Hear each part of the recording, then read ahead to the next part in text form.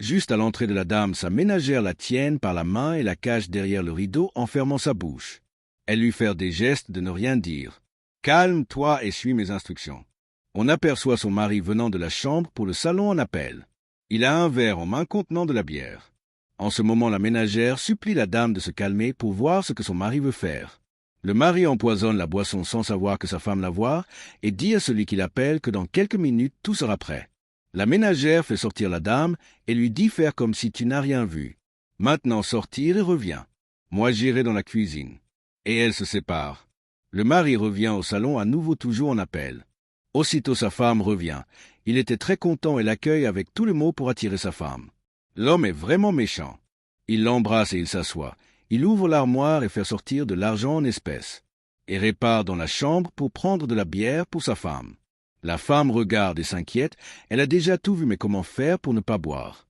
Il revient et remettre celle qu'il a empoisonnée. Il fait comme s'il est content de son opération.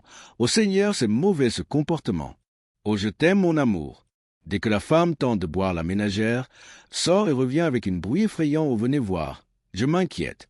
Et ils se lèvent, tous, la femme étant intelligente vient inverser les verres de boire pour que le mari tombe dans sa piège.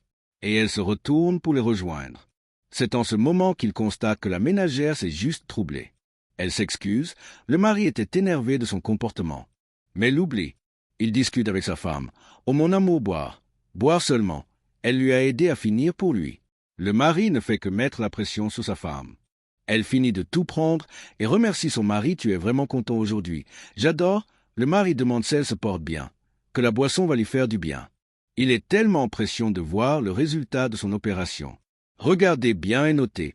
Faut juste avoir le cœur pur car Dieu n'oublie jamais l'innocent. Le mari commence par sentir des malaises au niveau de son ventre. « Oh mon ventre, oh mon ventre !» La femme rit et dit « Donc tu voulais me tuer pour faire de sacrifice. Je vois, j'ai tout vu. Tu as empoisonné la boisson croyant que je vais boire. Tu te trompes. Le mari dit « Tu as fini avec moi. Je voudrais le faire pour avoir de l'argent. C'est l'argent que je cherche, c'est ce que je suis censé faire. » La femme, vraiment énervée, et dit « Désolé, faire sortir l'argent. Donc avec ça tu veux me sacrifier. Tu es mauvais, tu mourras avec. » Et commence par appeler la bonne. Elle ne tarde pas de venir, faisant qu'elle ne sache rien. Le mari demande d'appeler le médecin. Elle décide de le laisser seul dans la chambre et part.